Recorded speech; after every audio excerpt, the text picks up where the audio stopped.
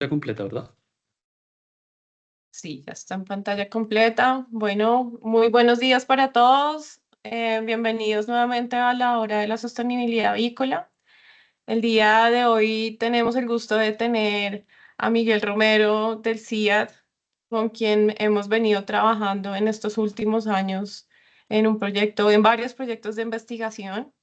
Y el día de hoy es que Miguel nos pueda compartir los resultados de la investigación que es el programa de sostenibilidad junto con el CIAT venimos realizando el año pasado sobre la cuantificación de emisiones de gases de efecto invernadero. Entonces, Miguel, bienvenido. Te doy la palabra. Super Estefanía, mil gracias. Eh, Gracias por el espacio. Como bien Estefanía menciona, mi nombre es Miguel Romero. Yo hago parte del Centro Internacional de Agricultura Tropical. Eh, Nosotros estamos basados aquí en Colombia y sí, ya lleva más o menos unos más de 60 años haciendo investigación en diferentes, digamos, campos de acción del sector agricultura.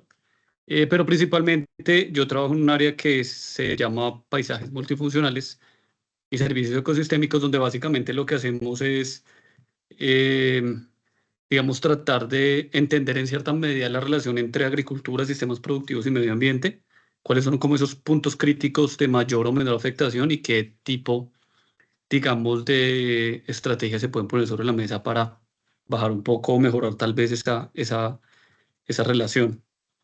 Regálenme un segundo, aquí yo pongo el láser y... Eh, nosotros como centro de investigación hacemos parte de un consorcio internacional que se llama el CGIAR, pero básicamente es un consorcio donde reúnen los mejores centros de investigación a nivel global. Son más o menos unos 17 centros trabajando en diferentes temas. Nosotros nos centramos principalmente en agricultura del trópico y trabajamos, digamos, diferentes temas. Que en resumen lo que buscamos es generar mayores capacidades en diferentes actores locales. Ejemplo puntual, lo que el trabajo que venimos haciendo hace 2 años, como mencionaba Estefanía con FENAVI. Em, y el otro tema es, digamos, qué tipo de recomendaciones nosotros desde la investigación podemos dar a actores nacionales, tipo ministerios o gobiernos o corporaciones autónomas, para que, digamos, los sistemas se perfilen hacia un manejo más sostenible. Esta es nuestra sede, digamos, nuestro campus principal queda acá en Colombia, en Palmira, el campus de investigación, pero la oficina principal queda en Roma y todos esos punticos azules que ustedes ven son como los puntos donde tenemos diferentes acciones en el mundo. Trabajamos principalmente soportando autoridades nacionales, principalmente sector público, aunque en Colombia obviamente el ejemplo es Ministerio de Agricultura y Medio Ambiente, pero siempre que trabajamos en un sistema productivo, trabajamos desde la mano de los gremios, ¿no? No es que nosotros como centro de investigación vayamos directamente a un productor, sino siempre lo hacemos a través de un gremio. Ustedes ven en pantalla los principales gremios con los que nosotros trabajamos. Caso puntual, en el caso de FENAVI, nosotros no es que lleguemos directamente a trabajar con un avicultor, sino siempre a través del gremio. Nuestra misión, de nuevo, es generar capacidades en el gremio, pero pues también trabajamos con diferentes instituciones del sector privado. Digamos, la ruta o el marco principal de lo que hacemos es principalmente identificar cuáles son los impactos ambientales del sistema. Nos centramos mucho en gases de efecto invernadero porque, por decirlo así, es la moda. Hoy en día el tema de cambio climático, digamos, está sobre la mesa, independiente de que algunos sectores o actores globales no lo reconozcan. El cambio climático es un tema que ya está, ya se comprobó, ya hay que lidiar con él. Entonces, el tema es que no hay mucha información, al menos a nivel nacional, y en general la radiografía de países latinoamericanos es que hay muy poca ciencia en temas ambientales. Entonces, lo que hacemos nosotros es generar información primaria es decir, vamos a las condiciones específicas, puntuales en país, de las principales zonas productoras y levantamos información primaria. Eso es lo que llamamos línea base. Sobre esa línea base identificamos cuáles son los puntos críticos donde el sistema está afectando más el medio ambiente, identificamos y validamos mejores prácticas que puedan bajar esos impactos ambientales. Y al final lo que les mencionaba, hacemos como recomendaciones de qué se debería hacer para que esas prácticas se implementen a gran escala, que ese es un cuello de botella crítico. Esto es un poquito de contexto. Eso fue una radiografía que sacó la FAO hace 3 años. Y básicamente en esa radiografía a nivel global, lo que nos dice la FAO es que en los últimos 20 años todo se disparó. Se disparó el consumo de granos, se disparó el consumo de materias de origen animal. Principalmente lo que se disparó fue el consumo de pollo y de huevo, sobre todo en pandemia. Todo se disparó, ¿no? El consumo de aceite se disparó, o sea, las cifras hablan más del 50 al 70% adicional de lo respecto a 20 años atrás, pero obviamente esas disparadas traen consigo, esta diapositiva se me coló por aquí, pero obviamente estas disparadas traen consigo afectaciones importantes al medio ambiente, mayor rendimiento de los cultivos a mayor producción por mayor demanda de población representa mayor extracción de nutrientes del suelo, representa mayor consumo de agua en algunos sistemas productivos de regiones, representa mayor área para sembrar nuevos sistemas, caso por ejemplo de zonas de frontera de agrícola pues puntualmente zonas de actividad de forestación. Digamos, esos son como son los desafíos y la tendencia sigue es que, digamos, la extracción va a seguir aumentando de forma exponencial.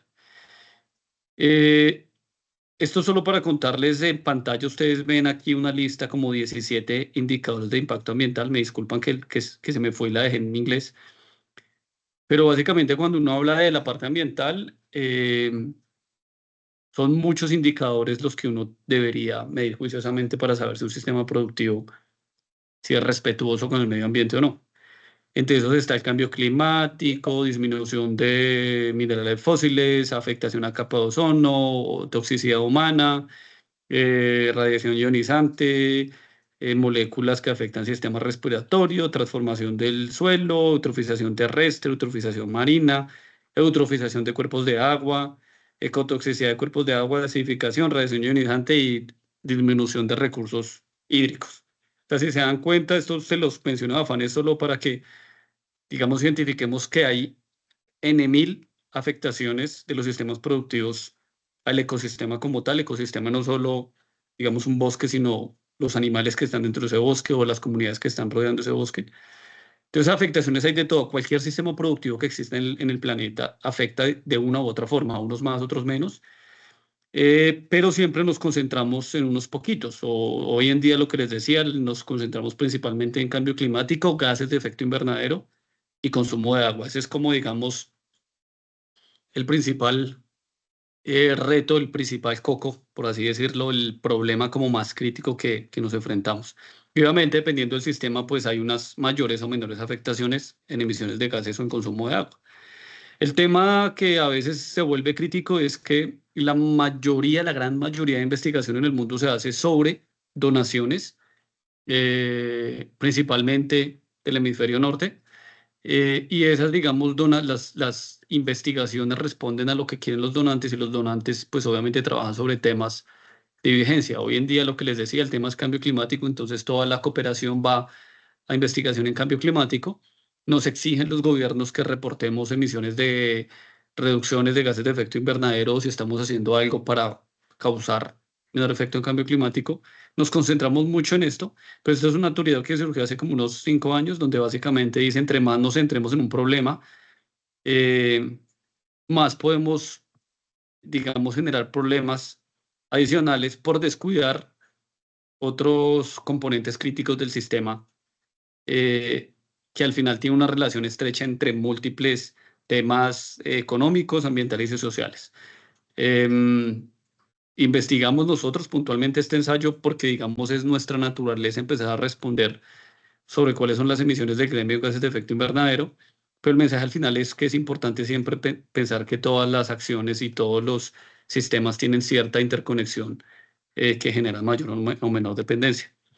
Esto me lo vamos a pasar muy rápido porque yo sé que ustedes han escuchado el tema, pero básicamente es lo que les decía ahora. El gases de efecto, el cambio climático que es una condición donde cambiamos de forma forzada la dinámica climática planetaria. Ya es evidente y cada vez más se siente. Yo vivo en Cali, aquí la temperatura hace de respecto a 10 años hay picos que pasan los 5 grados respecto a otros años. El año pasado aquí en varios puntos de Colombia, no sé si recuerdan que se rompieron los récord de temperaturas.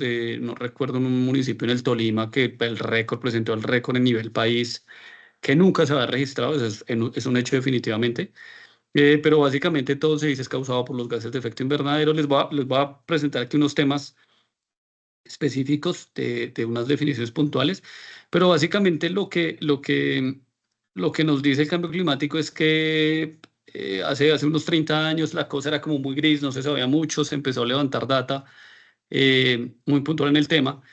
Y lo que se empezó a encontrar fue que más o menos del año 70, 60 en adelante, haciendo, digamos, métricas ambientales, se empezó a evidenciar que había unas mayores concentraciones en la atmósfera de esos gases. Acá hablamos puntualmente de tres gases. En agricultura hay muchísimos gases de efecto invernadero, pero agricultura principalmente es dióxido de carbono, óxido nitroso y metano. Esos, digamos, son los principales. Los gases de efecto invernadero son normales a nivel planetario. Es normal tener gases de efecto invernadero en la atmósfera porque esos gases lo que crean es una capita arriba que permite que la temperatura del planeta se regule. Si no existieran gases de efecto invernadero, como el CO2 o el vapor de agua, la temperatura en el planeta sería más o menos unos menos 18 grados en todo el globo. Y los gases lo que permiten es mantener cierta temperatura. Es un proceso natural. El problema es que se ha venido incrementando. Entonces, estos son unos datos, esto es un estudio bien interesante que empezaron a hacer hace como 40 años. Simplemente unos locos se fueron al Polo Sur, empezaron a cavar y a hacer unos hoyos súper profundos, sacaron unas muestras de hielo de diferentes capas de eras, de años, de miles de años atrás, desde como 500.000 años atrás, y empezaron a sacar las burbujitas de gas contenidas en esas capas muy profundas de hielo y se dieron cuenta pues que en esa época el CO2 era muy bajito. Pero también se dieron cuenta que hay unos, digamos, fluctuaciones geológicas normales donde el CO2 sube y baja, es decir, que hay unos ciclos de cambio climático normales, pero el crítico es este. Desde la revolución industrial, la revolución verde desde 1950 más o menos, todo se disparó. Em, entonces, entre más concentramos esos gases de efecto invernadero en la atmósfera, em, simplemente lo que pasa es que cuando entra la luz solar, llega y pega en la superficie de la Tierra, se transforma en infrarrojo y cuando se va a salir, a querer escapar o a reflejar em, hacia la estratosfera, pues se pega contra todos esos gases de efecto invernadero y pues entre más gases más se captura radiación, entre más radiación capturada, pues más se sube la temperatura. Ese básicamente es el resumen del tema de por qué es relevante en cualquier sector empezar a sacar métricas de gases de efecto invernadero.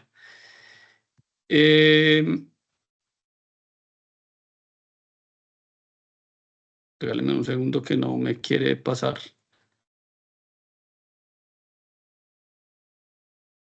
Estefanía, ¿tú me puedes confirmar, porfa, en qué slide están viendo?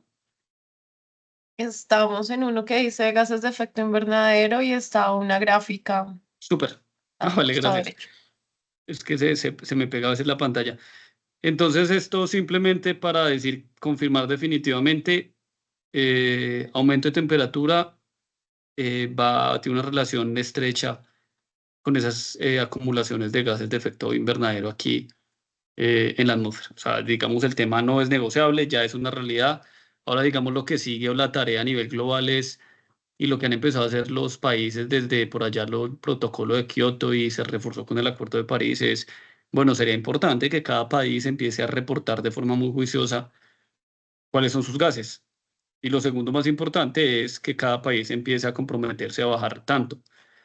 Entonces, hace unos 20 años en Colombia sabíamos absolutamente cero de gases de efecto invernadero, nos copiábamos mucho de las fórmulas y de los modelos de otros países, entonces estamos ahí como medio en pañales. Esto me lo va a pasar. Entonces, sí se sabía que había una serie de moléculas que causaban afectación, pero no sabíamos en qué magnitud los sistemas acá en el país los estaban emitiendo. Entonces hay unos gases, los sencillitos, los que les digo, los de mayor abundancia, los más relevantes en agricultura. Eh, Dióxido de carbono, que principalmente es de donde viene, es una de las mayores fuentes en Colombia, pero viene principalmente de emisiones por combustión de biomasa. Un ejemplo es, vamos a Amazonía, deforestamos todo ese carbono que estaba ahí en esa biomasa, lo mandamos a la atmósfera y aparte de que causamos un problema en Amazonía, pues por un tema de biodiversidad, pues estamos también haciendo una afectación en la atmósfera. El metano viene sobre todo de cuando yo modifico las condiciones eh, respiratorias del suelo. Entonces, por ejemplo, en un sistema de arroz le pongo una lámina de agua y el suelo no puede respirar bien, no bota CO2, sino bota metano, que es más crítico. Y el tema de óxido nitroso, pues en agricultura principalmente es atribuido a uso de fertilizantes nitrogenados sintéticos. Pongo un nitrógeno en el suelo, una urea, se va a reemitir una parte en óxido nitroso.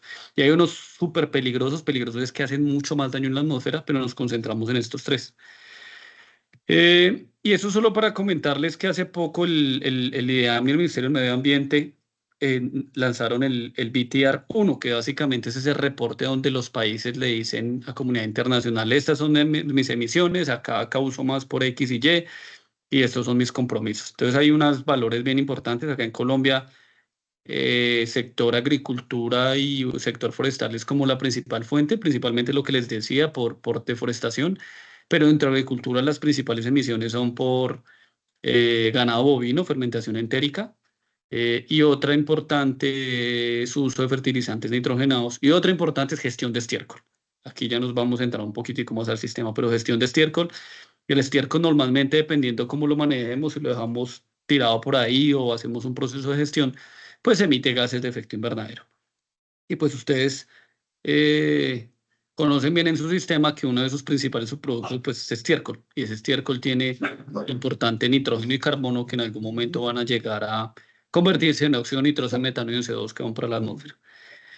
Eh, entonces, al final, digamos, queda como un tema de que todos los sistemas productivos tienen alguna afectación y a veces las comparaciones son odiosas, pero a veces hay que poner sobre la mesa, bueno, si quisiéramos pensar en sostenibilidad, nosotros como consumidores, ¿será que tenemos la oportunidad de escoger productos que tengan un menor impacto ambiental?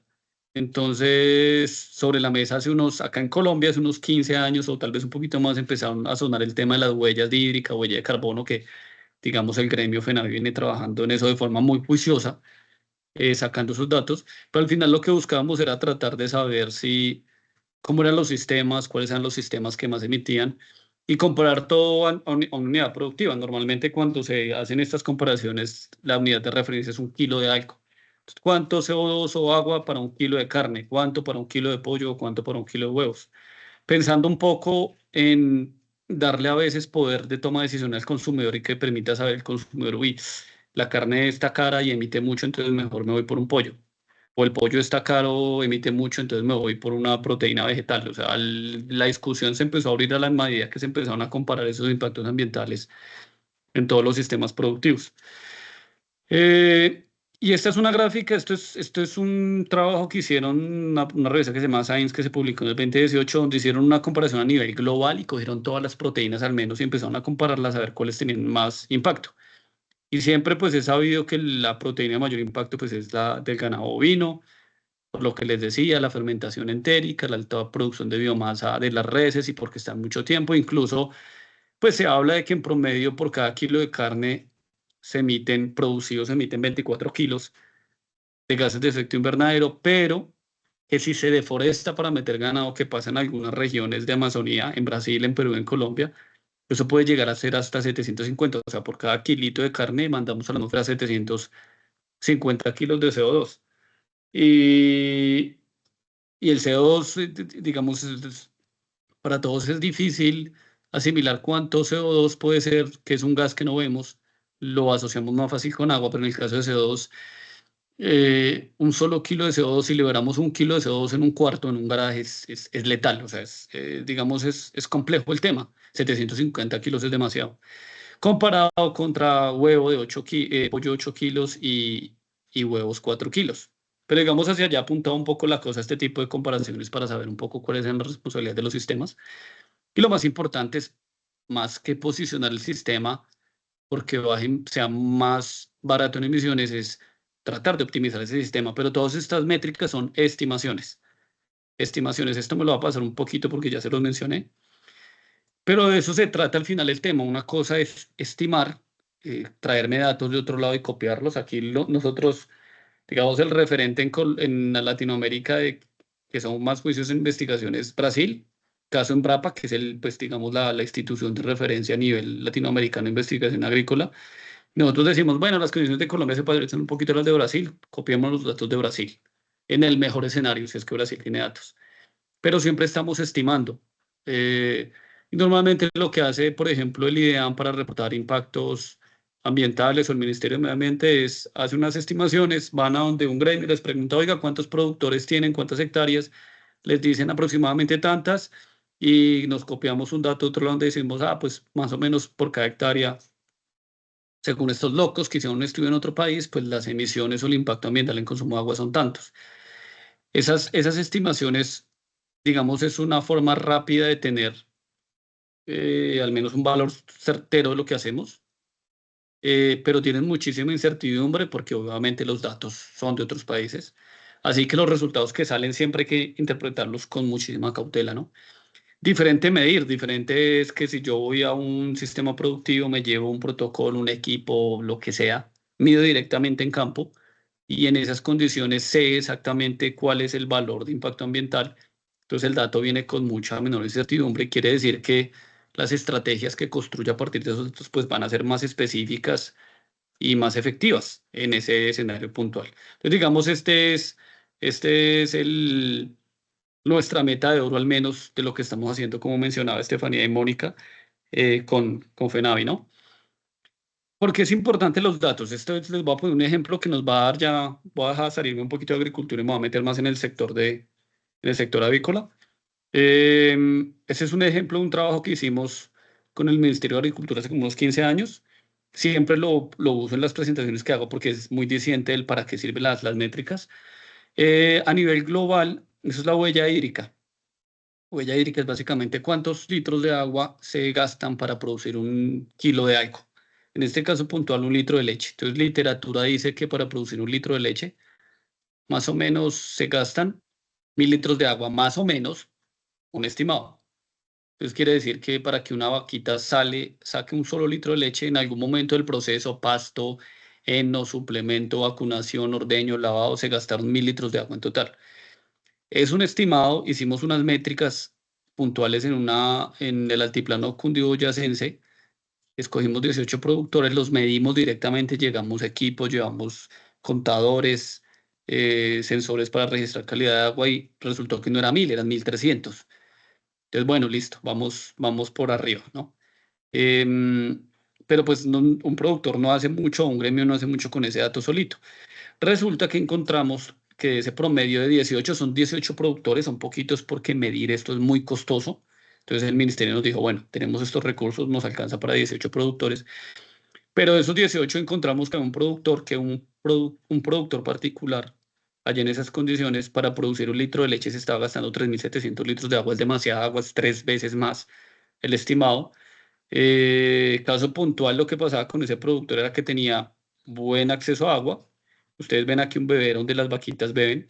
Y pues como él tenía buena fuente de agua, pues dejaba el chorro corriendo todo el tiempo. Una vaquita normalmente se toma por ahí unos 40 litros de agua al día. Pero ese señor, como dejaba la llave abierta, a cada vaca le estaba poniendo como 450 litros de agua por día. La vaquita se tomaba 50, estaba regando 310 litros, algo así, 360 litros. Entonces era el peor escenario y teníamos un vecino de ese productor como a 500 metros, misma cuenca, mismo suelo, mismo clima, misma genética de animales, misma genética de pasturas y ese productor estaba por cada litro solo gastando 980 litros, incluso un poquito por debajo de los estimados globales. Entonces, las preguntas siempre, yo digo, siempre hay 3 preguntas del millón aquí, 3 metas, 3 targets, 3 objetivos puntuales. Entender a este señor por qué gasta tanto aquí es el primer objetivo general que le permitió en su momento a Fedegan tomarse una serie de decisiones. Lo segundo es, el segundo objetivo importante es qué hace este señor diferente para que sea mucho más bajo, qué está haciendo. Y la tercera pregunta, el tercer objetivo, la tercera meta de oro es qué debemos hacer para que este tipo de productores pasen acá. Entonces, para este ejercicio puntual seguimos trabajando con Fedegan y con el ministerio y se identifican unos puntos críticos del por qué el por qué del por qué uno o qué se necesita para que estos migren a este sistema. Pero al final, lo que es, esas decisiones y esas optimizaciones en esa cuenca se lograron gracias a que se hizo un diagnóstico. Sin ese diagnóstico hubiéramos tratado a estos dos productores de la misma forma. son similares en número de animales, en extensión de área y en consumo y en producción de leche. Pero la radiografía detallada nos pone dos escenarios diferentes. Y ese es entrando un poquito en el tema de avicultura. Esto es otro estudio, no me acuerdo de cuándo es, creo que es como el 2021 o algo así, donde empezaron ya a tomar un poco, aquí ya hablamos un poquito más de emisiones, empezaron a medir amoníaco, metano y óxido nitroso en diferentes sistemas, empezaron a hacer mediciones directas para diferentes tipos de aves, pero lo que ustedes ven en la gráfica es que la variabilidad es considerable. La mayoría de esa información que se genera en Estados Unidos y en Europa. Las condiciones productivas de allá son muy diferentes a las de acá.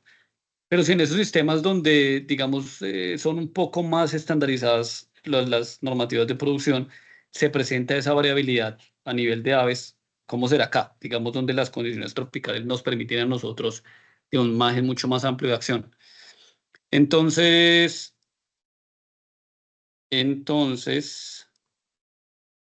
eh, esto me lo voy a saltar porque ya se los conté, pero básicamente esto es lo de los estimados de emisiones de gases, al menos que nos pone la avicultura para gestión de estiércol. Ustedes se dan cuenta que es bajito respecto a otros, pero aún así hay que reportar.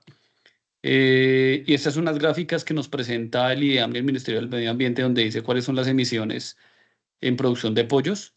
Y básicamente, pues ustedes ven que va subiendo el tema, pero va subiendo, no, sube no porque los sistemas estén ahora emitiendo más gases, sino simplemente porque el número de animales ha cambiado, ¿no? Ustedes pues son expertos en el sistema productivo. A mí se me olvidó advertirles que yo soy agrónomo, no soy zootecnista, entonces sí, hubo una imprecisión del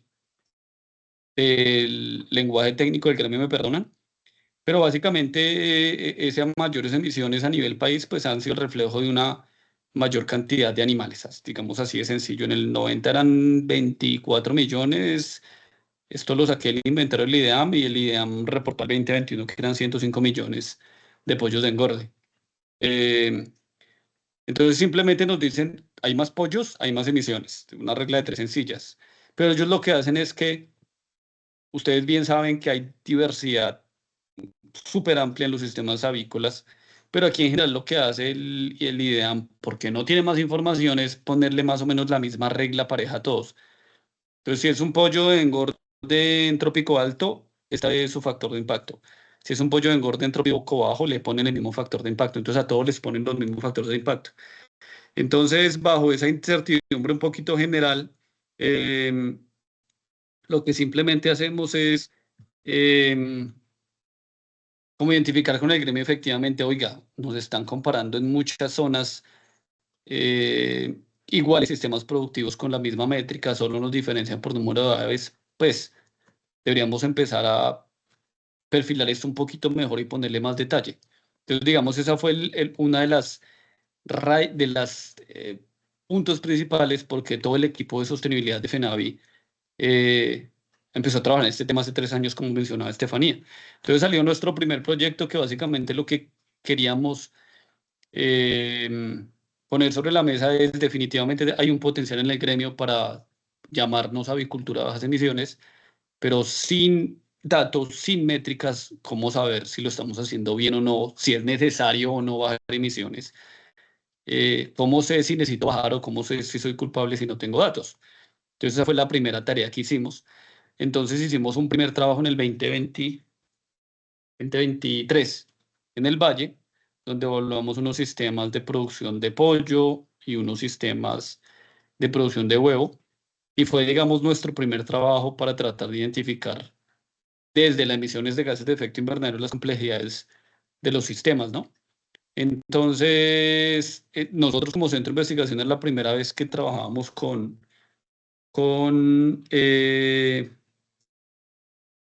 sistemas avicultura. Nosotros normalmente trabajamos con cultivo, donde el factor variable determinante es la planta y para de contar. Cuando pasamos pues aquí a aves, el factor determinante es el sustrato, las camas.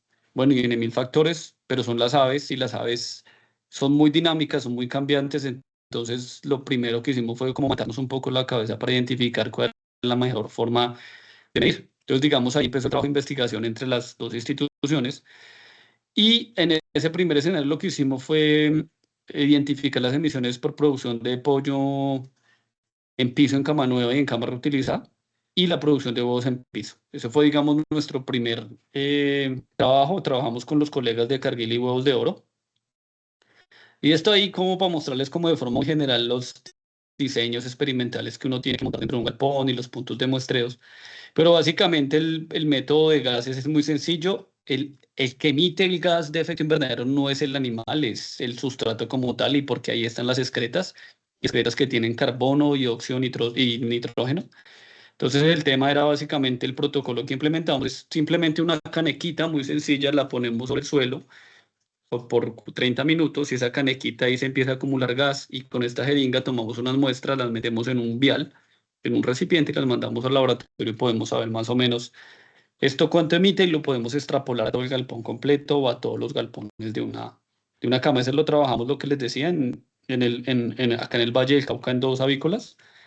Eh, entonces, básicamente lo que empezamos a identificar, digamos que es apenas lógico, es obvio, pero no teníamos esos datos, es que obviamente si hay una serie de posturas o si hay una serie de condiciones específicas como una cama nueva o una cama reutilizada, o que si hay unos cambios en las dietas de los animales, dietas donde entra proteína que tiene nitrógeno, pues obviamente eso va a reflejarse en mayores aumentos de las emisiones. Entonces estas gráficas acá son medio un ladrillo pues como tal, pero simplemente para mostrarles que hay diferencias en las posturas, hay diferencias en los sistemas productivos, hay diferencias de emisiones en las dietas. Entonces ya nos empezamos a salir un poquito del mundo de que todo es parejo y empezamos a pensar con Carlos, Mónica y Estefanía, venga, aquí hay una serie de detalles que hay que empezar a desglosar un poco más. Y digamos, en la medida que tomábamos mediciones de gas de efecto invernadero, pues nos dábamos cuenta que un tema determinante, los principales determinantes era la dieta que recibían los animales, la humedad en ese momento que tenía esa cama, y la densidad de esa cama y la densidad de ese galpón eran como los principales determinantes. De nuevo, es apenas obvio, pero no teníamos esos datos que respaldaban la obviedad. Y entonces empezamos aquí, por ejemplo, ver esto, aquí ya puntualmente, bueno, aquí cuáles son las emisiones de CO2 dependiendo de la postura, aquí las de óxido nitroso. Y empezamos, por ejemplo, esta es, digamos, también caracterizar, a nosotros nos empezó a dar mayor importancia el tema del óxido nitroso, porque el óxido nitroso, aparte de que es un gas de efecto invernadero, eh, es un diciente de cuánto nitrógeno estoy perdiendo. Nitrógeno que se podría quedar ahí en el sustrato, en la caca, en el estiércol, nitrógeno que se podría gestionar de una forma adecuada y nitrógeno que se podría llevar a sistemas productivos, nitrógeno que es costoso y por el que pagan muy bien. Entonces, al final fue tratar de entender un poco esas dinámicas. Nosotros, de nuevo, nos centramos en los tres gases, pero óxido nitroso es fundamental. Y empezamos a sacar unos valores de cómo serían las huellas de carbono de esa producción de huevos en piso, de esa producción de huevos en cama nueva y reutilizada, y identificando muy bien en cada fase cuáles son las mayores emisiones. Eso también es importante porque a veces, por ejemplo, para el tema de gestión de estiércol es importante saber en qué fase hay mayor pérdida de óxido nitroso, de nitrógeno, para, digamos, enfocar un poquito ahí más las estrategias para conservar ese nitrógeno.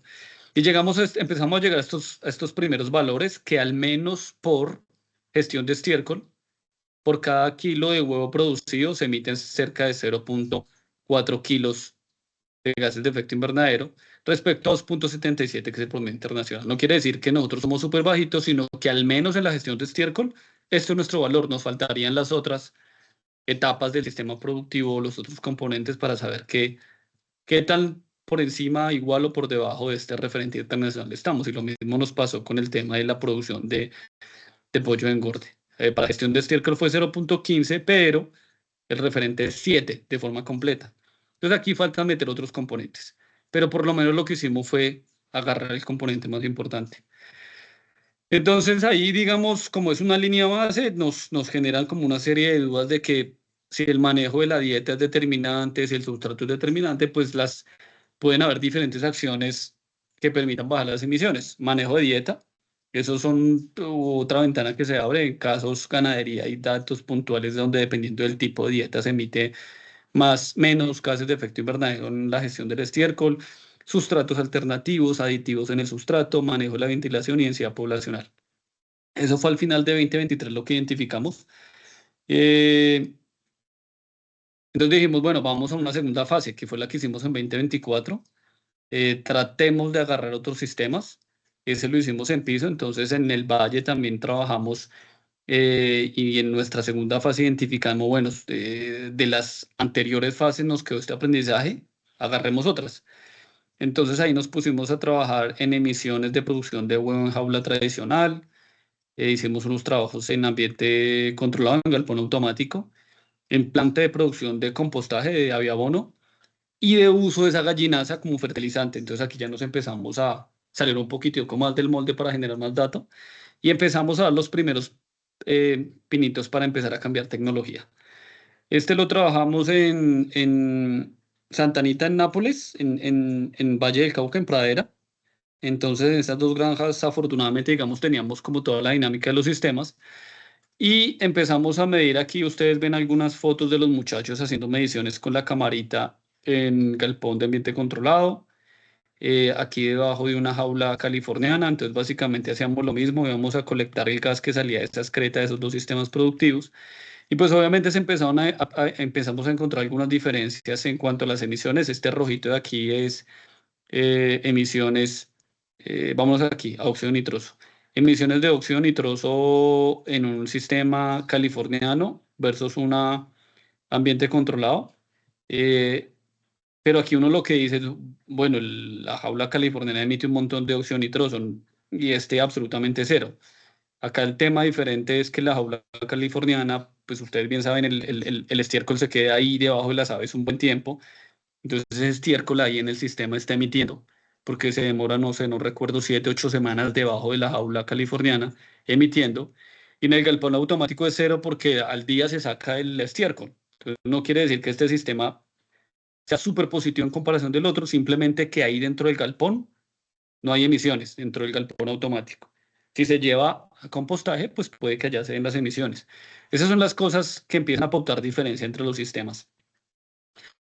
Y lo hicimos también en manejo de estiércol. Este es súper, súper importante porque, digamos, en agricultura, en cultivo, en producción de cultivo, pues nos dicen eh, yo estoy viendo aquí el celular cada rato a la hora de no pasarme, Moni o Estefanía me echan chisme, creo que me quedan unas 10 diapositivas. No te preocupes, igual Listo. hay tiempo, entonces, tranquilo. Bueno. Entonces, el tema es, digamos, en cultivos normalmente lo que se dice que la fertilización orgánica, a pesar de que es más ineficiente respecto a un sistema, a un fertilizante nitrogenado sintético, se dice que, digamos, tiene un impacto súper bueno, porque cuando se tira al cultivo, por ejemplo, un bocachi, una gallinaza, emite menos gases. Eso, digamos, es el teórico. Y se sataniza demasiado el fertilizante sintético. Pero lo que no se incluye en la mayoría de estudios es que esos sistemas de producción de fertilizantes orgánicos en la fase de producción pueden tener un impacto importante. Entonces, hay unos críticos que dicen que el sistema orgánico desde su producción de abono es súper ambiental, es bajo impacto, y hay otros detractores dicen, no, la gallinaza o el bocachi o el fertilizante orgánico que sea en cultivo podrá ser la maravilla, pero en la producción es el demonio. Pero no se sabe, o sea, no hay datos realmente aquí, al menos en el país, que digan, no, si las emisiones son fuertes o no, definitivamente son bajitas. Entonces nosotros no buscamos es satanizar a un sistema, sino simplemente hacer, dice el dicho al César lo que es del César, poner las proporciones justas. Entonces aquí por eso fue la tarea, bueno, vamos a ir cómo son las emisiones en la fase, en los 2, 3 meses de producción de esa gallinaza. Ustedes ven aquí a los chicos con unas camaritas, las mismas camaritas, tomando gases para saber qué tanto gas se emite en esos procesos de compostaje. Entonces, esta es una radiografía muy general por fases. Entonces, por ejemplo, vámonos a óxido nitroso. Óxido nitroso, las emisiones en la mezcla es bajita, en la digestión es bajita, pero cuando empieza ese proceso de maduración, la cosa cambia un poco y se empieza a disparar la emisión de óxido nitroso. Y lo contrario pasa con dióxido de carbono. Entonces, cosas así como resaltar para no detallar mucho. Yo no sé si el que quiera información más detallada, pues a través de Mónica y Estefanía nos escriben y miramos qué información les podemos pasar así como más en detalle. Pero de forma general nos permite saber es que efectivamente todas las fases son diferentes, la dinámica de los gases son diferentes. Y si yo estuviera preocupado un poco por nitrógeno, pues debería hacer algo aquí, porque aquí es donde más se me está perdiendo. Y si quisiera enfocar un poco en dióxido de carbono, debería hacer algo aquí, porque aquí es donde se está perdiendo. Si quisiera hacer algo en metano, no, me parece como irrelevante el tema, entonces no me concentro ahí. Pero solo hasta que tenemos este tipo de radiografías podemos saber qué deberíamos hacer en una etapa y en otra. Entonces aquí entra, es apenas lógico que en la fase de maduración se dan las mayores emisiones de gases de efecto invernadero. De nuevo, si quisiera un plan de choque, me voy es allá. A lo que voy es que con este tipo de información podemos tomar decisiones un poquito más específicas. Aquí se me olvidó mencionar, pero está el logo de Cenicaña, ahí porque con FENAVI y Cenicaña hicimos ahí un acuerdo especial donde los colegas de Cenicaña nos permitieron ir a su campus. Aquí está la foto. Ellos tienen unos ensayos de hace tiempo, de más de 30 años, donde evalúan residuos del cultivo en el suelo versus no residuos, y nos permitieron ahí montar unas parcelas. Aquí no se alcanzan a ver bien esos recuadros, unas parcelas donde aplicamos gallinaza cruda, gallinaza sanitizada, gallinaza estabilizada y nitrógeno sintético.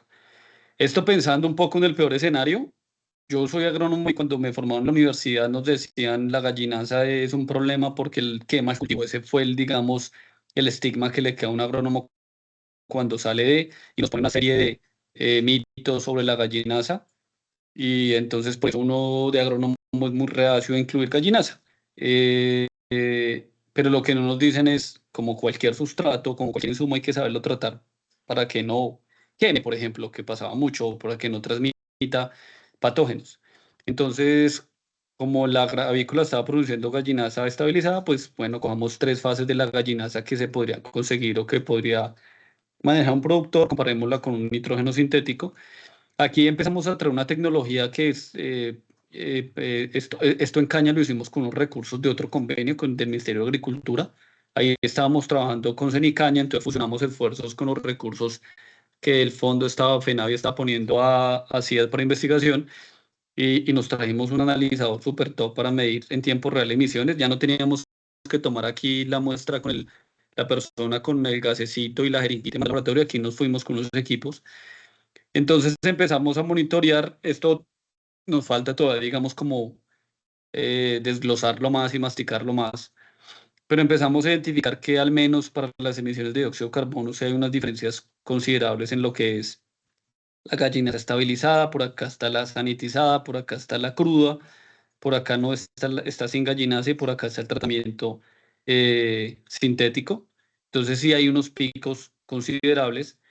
Eh, eh, y, digamos, en respecto al flujo de óxido de metano, la gallinaza cruda es la más alta, pero básicamente es porque está muy húmeda, y entre mayor humedad de un sustrato, pues más se emite metano. Y por acá están las óxido nitroso. Lo que pasa es que este palito de aquí está haciendo ruido, pero cuando nosotros desagregamos, es decir, le damos un suma a esto, que no lo puedo hacer acá muy en detalle, se evidencia que en unas fases importantes, críticas, el uso de las 3 tipos de gallinas, incluso la cruda, están por debajo en emisiones respecto a este fertilizante sintético. Entonces no quiere decir que todo sea maravilloso, no quiere decir que todo sea perfecto, pero sí, al desagregar esto nos permite jugar un poco más con la información y decir adelante, bueno, si aquí es el pico después de tantos días de la aplicación de gallinaza, ¿qué se podría hacer? Se incorpora, se maneja de otra forma, se deja secar más, se le pone un aditivo. Esas son las cositas que nos permiten empezar a perfilar mejores decisiones. Esto me lo va a saltar, pero esta es la información tipo que sacamos, es el ladrillo de datos, lo sacamos y se los entregamos en algún momento al IDEAM para que él vaya perfilando todos esos datos que decía 09 para todos los sistemas, todos los departamentos. Acá los perfilamos un poquito mejor. Y eso terminó en 2024, ahora sí ya va a terminar. Y en 2025, esta es nuestra tarea que empezamos con Carlos, Mónica y Estefanía, es, bueno, ya lo hicimos en Trópico Bajo, que es el valle, clima cálido, condiciones muy diferentes a otros sistemas productivos como en el trópico de altura tipo Boyacá, Cundinamarca, algunas regiones de Antioquia.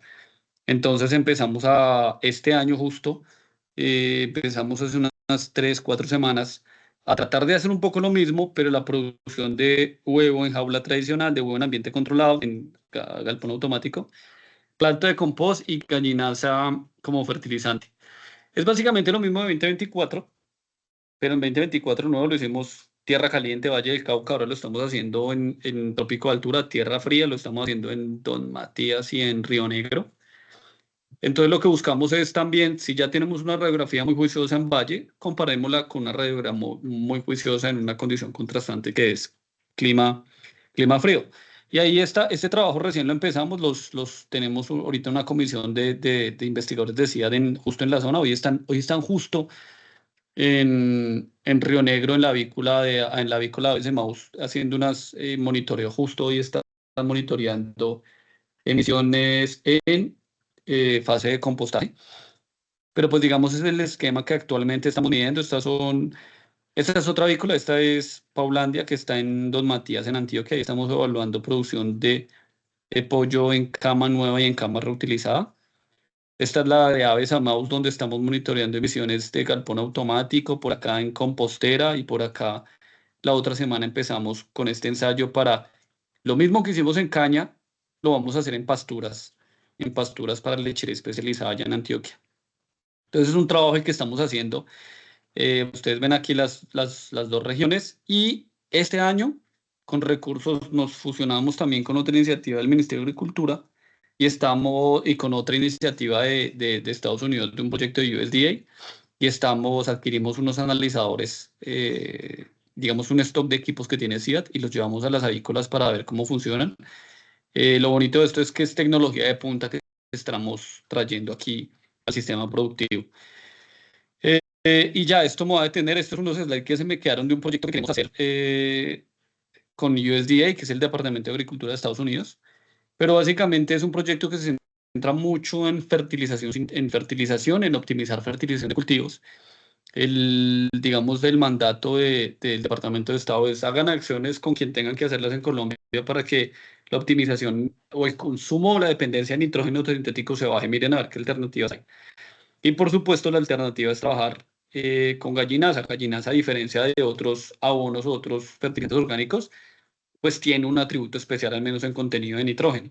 Entonces nos empezó a llamar un poco la atención y empezamos a trabajar con FENAVI. Lo que pasa es que por el tema ahora de gobierno de Estados Unidos con cooperación internacional, nos han puesto ya dos pausas en el camino, pero sigue ahí el esfuerzo que estamos haciendo con Estefanía y Carlos para que podamos reactivar este proyecto.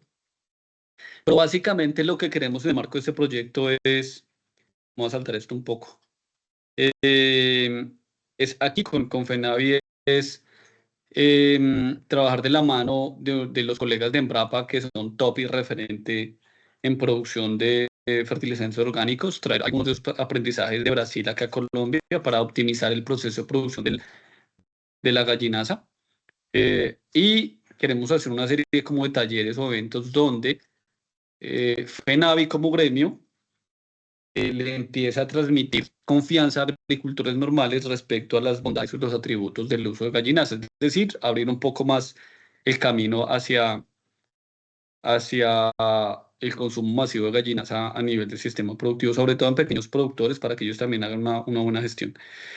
Y esa ya es la última, aquí me quedo, pero solo esto es un resumen de lo que hacemos y lo que uno normalmente sí tiene que hacer en un camino a la sostenibilidad. Era el título de la presentación, y es, digamos, nuestra meta con Carlos y Estefanía de qué tenemos que hacer para que un sistema se perfile a la sostenibilidad. Son 4 pasos, los 4 pasos pues de oro. El primero es medir. Si no medimos, no sabemos dónde estamos parados, no sabemos qué tenemos que hacer para mejorar. Entonces esa es la regla 1 que hay que hacer. Después de que nosotros medimos y sabemos cuáles son los puntos críticos donde, digamos, ahí estamos fallando o donde deberíamos optimizar, ponemos los esfuerzos en reducir. Ese paso número 2. De nuevo, no puedo reducir hasta que no sepa qué tengo que reducir. Eso me lo dice la medición. Cuando yo ya medí, reduje, hice mi máximo esfuerzo y la estoy haciendo bien, debería compensar. Es que debería ser para compensar, y lo que me está quedando de remanente de impacto ambiental lo compenso en otra cosa, no sé, sembrando árboles, poniendo bonos de carbono o haciendo restauración en algún lugar, lo que sea. Y lo importante, el cuarto paso, que a veces es el cuello de botella, pero es el importante, es si yo invertí acá tiempo y dinero, invertí acá, pues alguien debería reconocerme esas inversiones o esos esfuerzos. Es decir, yo debería poder declarar que mis huevos o mis aves son bajas en carbono y que aparte implementé unas estrategias X o Y que me permitieron bajar el consumo de agua, me permitieron bajar las emisiones de gases de efecto invernadero. Lo declaro abiertamente, puedo certificar o no, pero el tema de la certificación es otro cuento. Pero en la medida que yo declaro, llamo la atención y digo, hey, aquí la estoy haciendo bien, debería llamar la atención de alguien, ¿no? De actores internacionales o de consumidores que digan, ah, bueno, vale la pena, digamos, seguir invirtiendo en este tipo de proteína que es de bajo impacto. Y por ahí me quedo, colegas, en pantalla mi correo por si quieren información puntual de algunos de esos temas, pero por supuesto estamos acá con Mónica y Estefanía y que siempre son las que han estado liderando estos temas, entonces cualquier también contacto es a través de ella estaremos muy atentos. Listo, Listo. Miguel, muchas gracias por tu presentación, por la información que nos compartes el día de hoy. Eh, em, Quiero como reiterar que esto pues hace parte de la estrategia que tiene la Federación en cambio climático y pues tener toda esta información, como lo decía Miguel, si nosotros no medimos y no tenemos estos datos, pues va a ser muy difícil poder tener, por ejemplo, estos diálogos con IDEAM o con Ministerio de Ambiente frente al impacto del sector. Entonces, digamos que seguimos comprometidos en trabajar en estas acciones eh, sobre la estrategia de cambio climático para medir, para seguir promocionando el sector frente a su bajo impacto que puede tener y también decirles que esta información, una vez nosotros terminamos los informes anuales, estos informes también son colgados en la página de FENAVI, por si ustedes quieren como profundizar en esta información, pues también lo vamos a llevar allí. Para las empresas que estén interesadas en llegar, por ejemplo, a llegar a ser carbono neutral, pues esta información también les sirve a ustedes porque, pues, como ustedes se dan cuenta, nosotros estamos sacando a partir de lo que estamos haciendo en campo, pues información general para el sector, pero para las empresas que están empezando en esas estrategias de cambio climático, acciones para llegar a carbono neutralidad, pues esta información también es muy útil para ustedes. Vamos a entonces a empezar una sesión como de preguntas. Aquí veo que John Vargas en el chat nos escribió, perdón, de pronto no escuché, pero ¿por qué se incluye el amoníaco dentro de los inventarios de gases de efecto invernadero si el amoníaco no hace parte de los gases de efecto invernadero? Vale, súper. Buena pregunta, John. Nosotros en este, digamos, estudio puntual, definitivamente amoníaco no hace parte de gas de efecto invernadero. Si hay algunos reportes que dicen que bajo condiciones especiales se puede volver un recurso más que esté en la atmósfera, pero nosotros nos centramos en óxido nitroso. Solo que amoníaco es un gas que definitivamente se emite en el sistema y que trae otras condiciones. Yo no soy experto, pero entiendo que el amoníaco, excesos de amoníaco, pues tienen algún impacto ambiental. Eh, mm, si estamos midiendo los tres gases, amoníaco nos sale de añadidura. Y puntualmente porque ese equipo, uno de los que le mostraba que trabajamos con Sonicaña, el equipo nos mide cinco gases. Eh, Óxido nitroso, metano, dióxido de carbono, amoníaco y vapor de agua. Entonces, al final, lo que hacemos es que reportamos el amoníaco solo porque el equipo no lo entrega.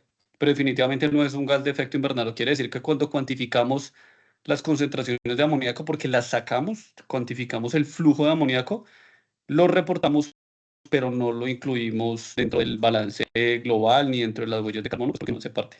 Gracias, John, por la pregunta. Ok, perfecto, listo. Acá nos pregunta María Camila Solarte, ¿qué lineamientos o políticas actuales considera más relevantes en Colombia para orientar al sector avícola hacia la reducción de emisiones y sostenibilidad?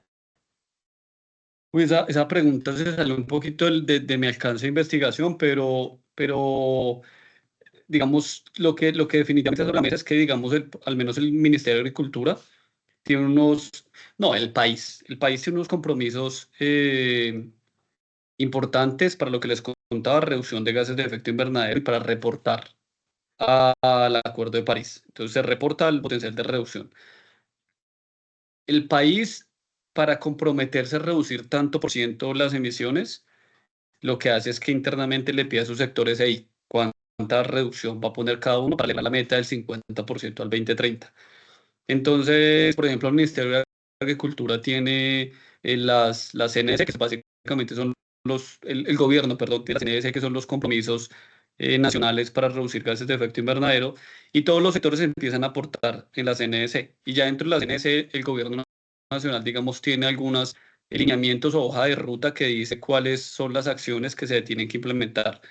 Yo ahora no recuerdo porque no he revisado en detalle cómo está el tema actualmente, pero sí hay unos compromisos, por ejemplo, puntuales para reducción de emisiones por deforestación, que es el más crítico, por fermentación entérica, por gestión de ganado.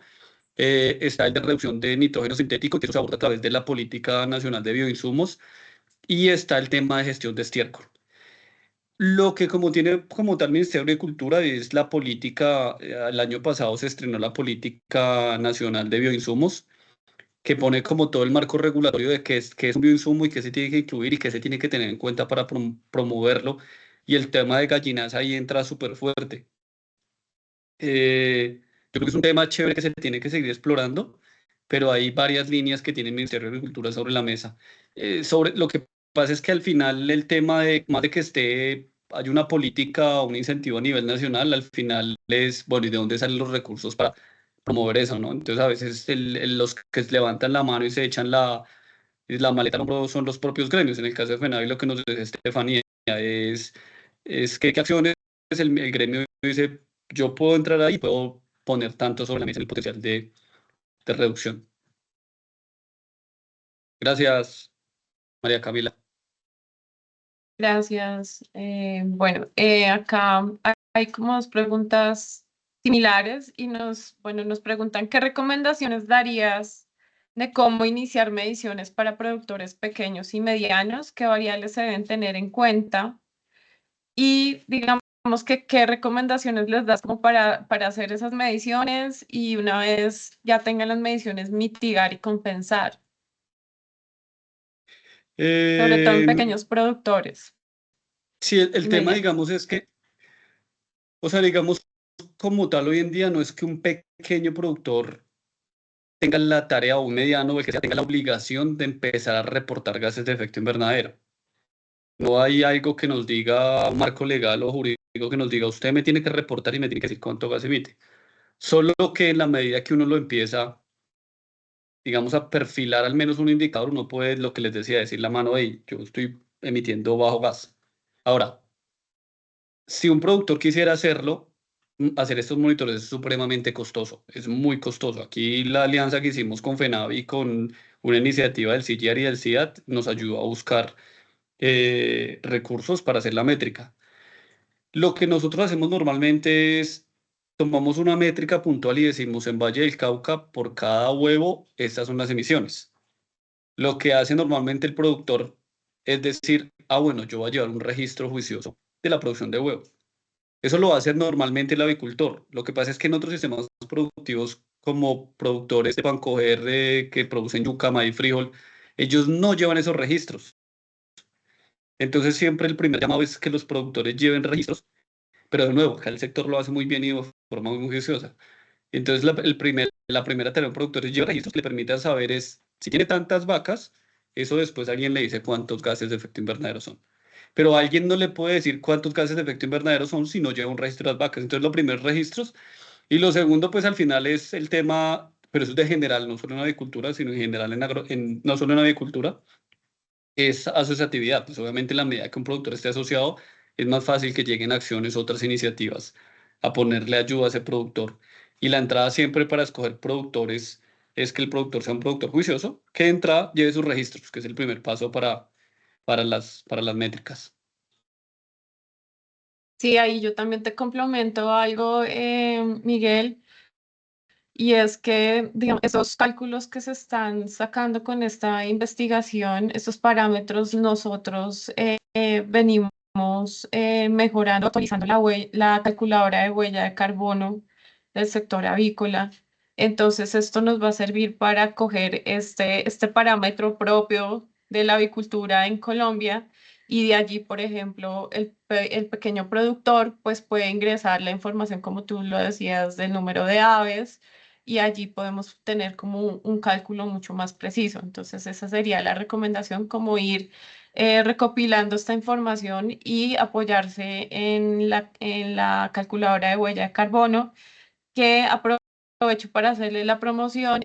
Para el marco del simposio, nosotros pues vamos a volverla a presentar y a empezar a utilizar esta calculadora, que de hecho pues es un compromiso que ya teníamos hacía un tiempito. Entonces la idea es que podamos, digamos que sincronizar estos dos esfuerzos que hemos hecho junto con el CIAD y con Clima Soluciones, que también nos está apoyando en la actualización de la calculadora de huella de carbono. Súper. Listo, nos dicen otra, John Vargas, el amoníaco efectivamente tiene impacto ambiental por olores. ¿Me regalas, por favor, la referencia del equipo para tenerlo en cuenta? Mm, el equipo se llama Picarro G28, 2805. Lo que pasa es que ese equipo es súper complejo, súper costoso y súper difícil de manejar. Normalmente lo que se hacen es, ese equipo se tiene es como para referencia para campos experimentales y lotes de investigación. Ese equipo, el costo puede estar alrededor de los $230.000. Yo desconozco si hay equipos portátiles, entiendo que sí, equipos portátiles tipo láser que ayudan a cuantificar las emisiones de amoníaco, pero yo no he trabajado con eso. No sé si de pronto en el gremio o alguien conoce, pero no. El que te digo, si quieren se los ponga en el chat, pero ese es súper costoso, súper complicado de manejar. Listo, perfecto. Bueno, acá nos dice José Moreno, quisiera saber si FENAVI ofrece algún tipo de asesoría técnica presencial a granjas avícolas ubicadas en Leticia, especialmente aquellos que trabajan con comunidades indígenas. José, sí, nosotros, de hecho, esta es nuestra razón de ser, brindarles asistencia técnica a todos los productores en todo el territorio nacional. Entonces, por favor, la ingeniera que está aquí del equipo del programa de sostenibilidad, si le puede dejar sus datos para que tú te contactes con ella. Tenemos una ingeniera en la zona. Bueno, Hilda Moreno nos dice, dentro de los estudios adelantado, han tomado como una buena práctica para el PRIO. Eh, Mónica, no sé si me ayudas aquí también apoyando esta respuesta con Miguel, por favor. No sé qué es PRIO, así que El Mónica le PRIO es quedó el toda la plan tarea. de reducción del impacto Gracias. por olor. Y mira que con la siguiente pregunta también me parece importante de pronto que aclaremos nuevamente como el objetivo de este proyecto, que no es un proyecto enfocado como tal a gases generadores de olores o a sustancias generadoras de olores como tal, sino a cuantificar los gases de efecto invernadero, ¿sí? Y como lo decía Estefanía y Miguel, la idea de esto es tener datos reales en Colombia de la emisión de gases de efecto invernadero para la industria avícola, diferente a temas como de emisiones de amoníaco, que es digamos, una sustancia generadora de olores ofensivos. Este año, en la revisión que estamos haciendo en Emaús, sí se planteó ver si podíamos tener como de esos datos que tenemos, un análisis del amoníaco como tal y pudiéramos tener como una revisión como paralela, pero la naturaleza inicial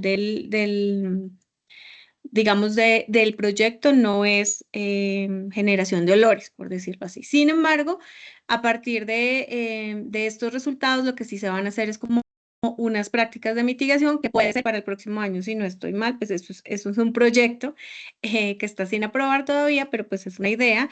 La idea es que a partir de esas buenas prácticas sí podría ser que pues reducen gases de efecto invernadero, puede tener una implicación, que eso es lo que vamos a ver en las sustancias generadoras de olores ofensivos, ¿sí? Pero sí tenemos específicamente buenas prácticas para la mitigación de olores. De hecho, tenemos una guía en la que ustedes, Hilda, pueden ustedes consultar, que está montada en la página de internet de FENAVI. Ahorita les pongo el link también acá y es una guía que estamos ya avanzando para que sea avalada por el ministerio. Esperamos también que en el simposio podamos compartir ya esa buena noticia que el ministerio nos avaló la guía con esas buenas prácticas para la mitigación de olores. Ya, eso es básicamente. Listo, perfecto. Bueno, Miguel, no tenemos más preguntas. De nuevo, agradecerte por haber separado este espacio para nosotros. Era muy importante y pues estos espacios son muy importantes para transferir este conocimiento a los productores y que ellos sepan pues qué estamos haciendo, cómo los estamos apoyando y cómo estamos generando mucho más información para el sector, para visibilizar pues todas estas acciones que estamos haciendo. Muchas gracias por Súper. acompañarnos el día de hoy. A ustedes, Estefanía, mil gracias. Gracias por el espacio y nos vemos en septiembre. Nos vemos en septiembre, aprovechando que hablaste de septiembre, entonces aprovecho también para compartirles el banner del Simposio Internacional de Sostenibilidad Avícola. Miguel también nos va a acompañar allí junto con otros panelistas. Va a haber un panel exclusivo en los temas de investigación. Entonces los invitamos a el Simposio Internacional Avícola. No tiene ningún costo. ¿Me confirman si están viendo mi pantalla? Sí. Aquí está el banner y están los códigos QR en donde pues se pueden inscribir. Los esperamos, es completamente gratuito, pero sí se deben inscribir porque pues hay cupos limitados. De hecho, les cuento que ya casi estamos cerrando estos cupos, entonces es para que no se queden por fuera. Listo, muchas gracias a todos por acompañarnos el día de hoy y bueno, nos vemos en la próxima hora de la sostenibilidad. Buen día para Hasta todos. luego.